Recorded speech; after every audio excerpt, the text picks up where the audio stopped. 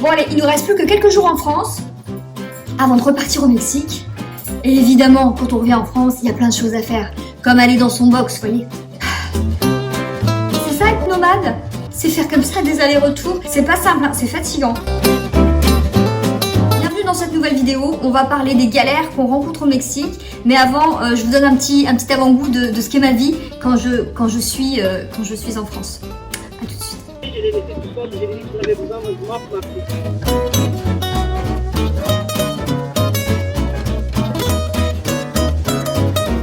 Voilà, passage obligé, aller dans son box, aller récupérer des petites affaires, en déposer d'autres. C'est toujours une folle activité. Et avec cette activité incroyable, peu de gens répondent présent, mais quand même, il y en a toujours deux. On va boxer avec Cécile. On va faire le box pour trouver une feuille. Je la déteste. On va boxer. Donc, c'est la merde. Il faut faire un code. Et on l'a pas. voilà, enfin, je vais le trouver. Hein. C'est parce que en fait, je crois que j'ai changé le code parce que j'avais une super meilleure amie à qui avait le double des clés de mon box et qui un jour m'a dit tu ne peux plus te garder dans ma vie. Je n'ai pas de raison, mais je t'abandonne. Au pire moment de ma vie, et elle m'a jamais rendu la clé de mon box alors que je lui ai demandé. Donc j'ai changé le code parce que évidemment on a du mal à faire confiance à ce genre d'amis. A few minutes later. Ah Oh, près de la vie. C'est hors de question en fait. Deuxième. Non, j'en peux plus de ma vie. Je les ai appelés parce qu'ils avaient envoyé un mail en disant que c'est hier et avant-hier. Je lui dis vous êtes sûr parce que moi je dois y aller demain et donc je veux être sûre que. Non, ils ont pas le choix. Donc ça va aller, bah je m'en fiche, moi j'y vais. C'est où chez moi? Waouh. Que je vous montre quand même à quoi ça ressemble une activité box avec CC. C'est à ça que tu mesures l'amitié des gens. Qu'est-ce que t'as trouvé? Un collier de coquillage. Vraiment. Il est joli, écoute. Vous voyez un petit peu? Oh là là, moi je suis là, coincée. Il faut tout bouger. Bon, là, il n'y a pas ce qu'on veut, hein. D'accord. Mission accomplie. Franchement, on a bien bossé. Enfin,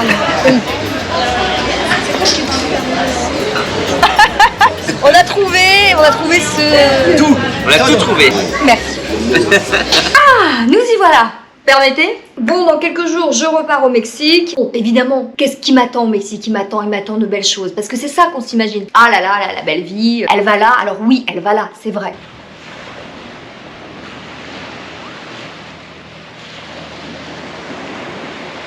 C'est vrai qu'il y a ça aussi qui l'attend, par exemple.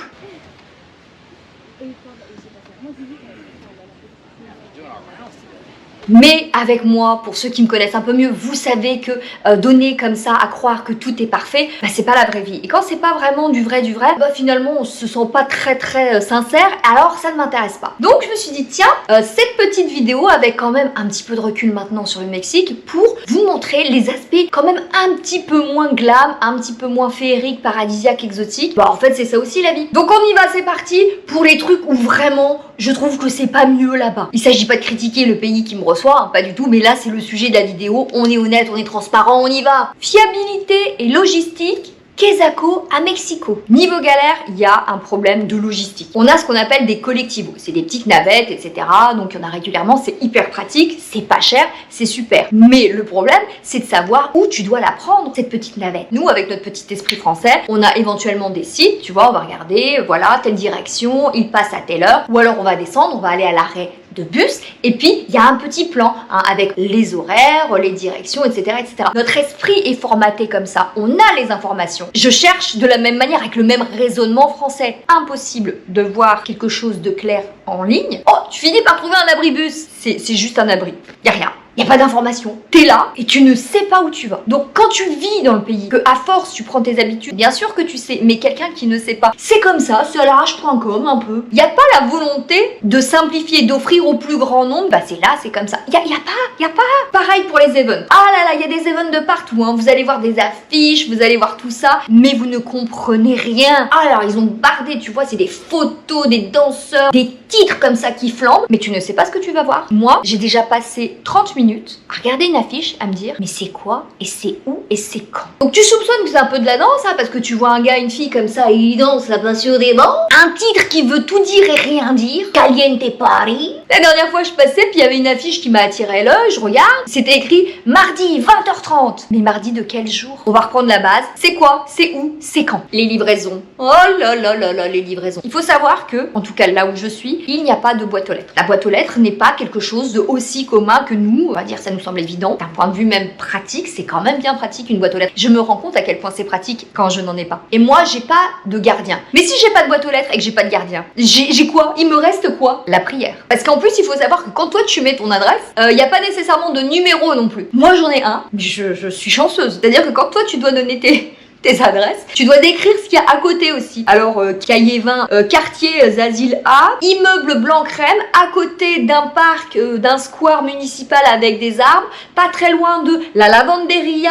Et le gars, comme ça, comme il peut passer pomper up à n'importe quel moment, toi t'es là. Est-ce qu'il va être là? Est-ce que je vais pouvoir le choper? Et donc, évidemment, tu ne peux pas envisager d'aller bosser ce jour-là, hein, quand supposément le gars doit arriver. T'es sur le qui-vive. Tu commandes beaucoup moins, de fait. Les galères d'un point de vue santé. Je l'avais observé déjà au Brésil, je l'ai observé également au Mexique, et je suis pas la seule française à dire la même chose. Vous allez chez le dentiste, ils vous trouveront tous des caries. C'est incroyable le nombre de caries que j'ai quand je vais dans ces pays-là. C'est fou. La dernière fois, j'étais donc chez le dentiste et il me dit vous avez des caries. Et je lui dis non. Parce que moi, je suis suivie par un dentiste spécialisé en parodontie qui me suit depuis de très très nombreuses années maintenant et en qui j'ai pleinement confiance. Et j'ai raison puisque de toute façon, voilà, je développe pas davantage de problèmes. J'ai pas de douleur, j'ai rien depuis, je sais pas, maintenant 8-9 ans, tu vois. Et donc la première fois quand je suis au Brésil et qu'on me dit vous avez des caries, je fais ah ouais.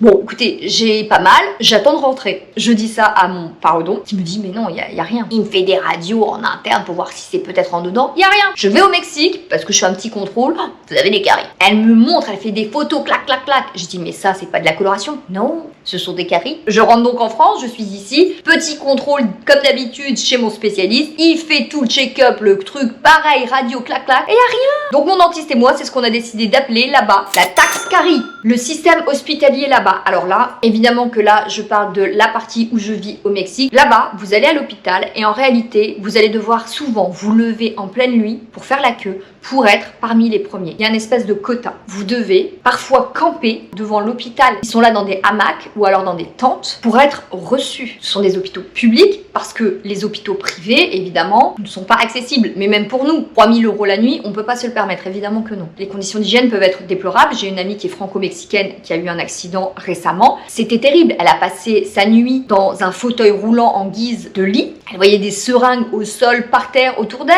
Les infirmières prenaient même pas de gants pour la piquer. Elle réutilisait des seringues en disant vous en faites pas, c'est bon, hein, je mets un petit coup comme ça, mais l'autre n'a pas de problème, on peut la réutiliser. Enfin bref, c'est des choses qui, même si nous, aujourd'hui, en France, on va se plaindre du système médical et hospitalier, il y a quand même un gap. J'en profite d'ailleurs pour parler du partenaire de cette vidéo, qui est justement une app pour les voyageurs, néo-nomades et grands voyageurs. Kitty, c'est quoi? C'est une application qui permet de regrouper tous les services dont a besoin un voyageur. L'objectif de cette application, c'est de vous simplifier la vie et surtout de vous protéger où que vous soyez dans le monde. Donc c'est une app que vous téléchargez, vous mettez vos petites coordonnées et en gros ça devient votre ange gardien. Kitty va vous proposer de planifier votre voyage et puis va vous proposer d'avoir une vision sur vos vols, sur la planification administrative nécessaire. Voilà, ça c'est intéressant. Elle va vous envoyer des notifications automatiques sur les alertes météo, les épidémies, les risques géopolitiques qui vont se trouver dans le pays où vous allez. Il y a un coffre-fort numérique aussi pour mettre tous vos papiers importants, vos documents, comme ça tout est sécurisé. Et vous aurez droit aussi à un assistant virtuel 24 h sur 24 qui va pouvoir vous permettre de répondre à des sujets spécifiques sur le voyage programmé. Il va vous alerter quand votre visa va commencer à expirer. Vous trouverez aussi un médecin joignable 7 jours sur 7, 24 h sur 24, sans rendez-vous et qui parle votre langue. Oui. Bon bah là c'est bon, là vous prenez votre sac à dos, vous prenez Kitty, vous partez à l'aventure, vous êtes couvert, vous êtes tranquille, hein, il est là avec ses petites ailes, l'ange gardien, là vous êtes tranquille. Bien sûr là je vous parle de l'application, mais évidemment vous pouvez avoir des formules personnalisées par rapport à vos besoins et vous avez la possibilité de souscrire, mais surtout de résilier en un clic. On ne va pas payer quand on revient en France et qu'on n'en a plus besoin, évidemment. Et prochainement il y aura un Kittyzen Expat et ça je l'attends avec impatience. Je vous invite à télécharger gratuitement le lien de l'app en description, évidemment, comme ça si c'est quelque chose qui peut vous intéresser, vous observez, il n'y a rien à faire au départ, il y a juste à se familiariser, à observer et à se dire tiens, est-ce que ça c'est quelque chose qui peut me convenir? Si oui, eh ben de rien. Et pour terminer cette vidéo, ce qui va me mettre, je dirais, le plus dans l'inconfort à vivre au Mexique, ça va être la fiabilité dans les relations humaine, sociale. Le système relationnel, il est quand même différent de la manière dont nous, on a grandi. C'est vraiment des conceptions qui sont différentes. Par exemple, moi, quand j'entends mañana, des ouvriers qui me disent « oui, oui, on vient mañana », je me suis dit cool, ils viennent demain. Bon, bah mañana, ça veut pas dire demain. Ça veut dire un mot. Et mon amie Laetitia qui habite au Brésil m'avait déjà dit et avait déjà fait une vidéo là-dessus. C'est pareil là-bas au Brésil. Il y a un truc de on te dit oui, on te dit demain, on te dit ok, mais en fait c'est pas vrai. Donc mañana, ça veut pas dire demain. Pire, ahorita. Ahorita qui veut littéralement dire maintenant. C'est-à-dire que le maintenant mexicain, le ahorita, est exactement l'opposé de ce que ça veut dire pour nous. C'est-à-dire que si quelqu'un te dit ahorita, ça veut dire ouais, peut-être là, ouais, enfin, c'est indéterminé, ça veut rien dire, ça n'a aucune valeur. Et c'est quand même extrêmement problématique quand tu dois travailler avec des gens. Moi qui avais une maison en construction, donc j'ai eu affaire aux ouvriers, à des tas de gens. Le fait qu'on me dise un truc et qu'on ne le respecte pas, ça me rendait dingue. Ils ont une excuse qui revient souvent, dis donc, ils ont beaucoup de pannes de voiture. Oh, alors ça, la voiture, apparemment ils ont aussi des problèmes de téléphone à ce moment-là, parce qu'ils te préviennent pas. Il y a un truc de,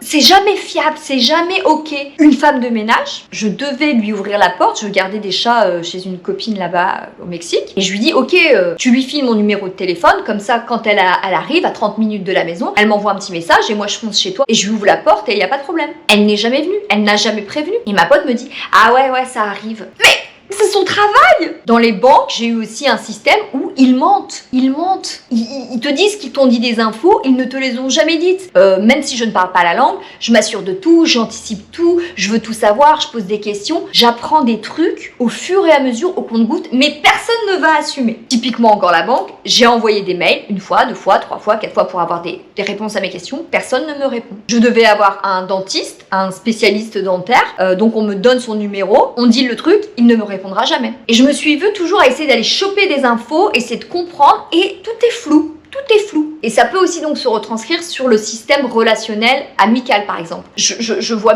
bien qu'on fonctionne pas de la même manière. C'est-à-dire que les connaissances, les amis, les copains français, on a si on s'engage, on vient. Si on ne peut pas, on anticipe, on prévient la personne, on s'excuse de notre retard, etc. C'est pas du tout la même chose. Ma pote mexicaine va me dire, ah ouais, carrément, voyons-nous. Elle est insistante en plus, elle a envie.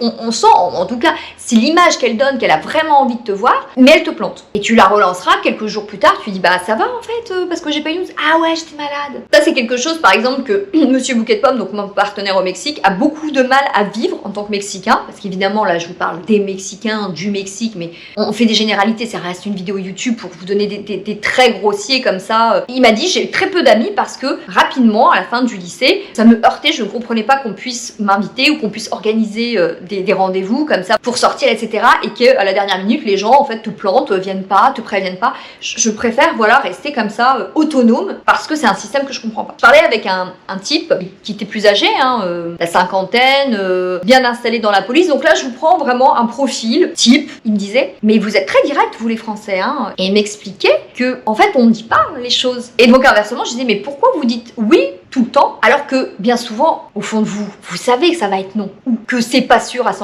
Il me disait, mais si on dit non tout de suite, c'est extrêmement impoli. Et je lui expliquais donc à mon tour, je dis, mais de notre côté, si tu nous dis oui, et qu'on s'organise pour sortir, par exemple, on agence notre emploi du temps par rapport à ce oui, c'est-à-dire qu'on va anticiper, on va refuser d'autres propositions peut-être, parce que c'est un engagement, c'est une forme de respect mutuel. Tu m'as dit oui, je t'ai dit oui, et on respecte aussi le temps de l'autre, parce que si on dit oui pour rien, en sachant que de toute façon, c'est pas oui, c'est une forme très irrespectueuse de considération. C'est comme ça que nous on le perçoit ici. Et prenez beaucoup de temps à la réflexion parce que ça lui semblait tellement nouveau comme prisme, comme point de vue, qu'il avait beaucoup de mal à saisir. De la même manière que j'ai beaucoup de mal à saisir et que je vois bien autour de moi, les Français, on a beaucoup de mal à se faire à ce fonctionnement. Mais c'est un petit peu douloureux parce que aujourd'hui, on sait que si on parle avec un Mexicain et qu'on organise quelque chose, on fait oui, on verra. Quand il nous donne un horaire, on dit alors, horaire lequel? Norme européenne ou horaire mexicain? De toute façon, l'engagement, c'est quelque chose qui est très nébuleux. C'est pas grave. Donc, on n'a pas le ciment, le socle pour avoir un terrain de confiance et de se dire, ok, une parole est une parole, un engagement est un engagement. Ça m'a fait penser à cette expression qui existe, qui dit El que no tranza no avanza. Ce qui veut littéralement dire qui ne triche pas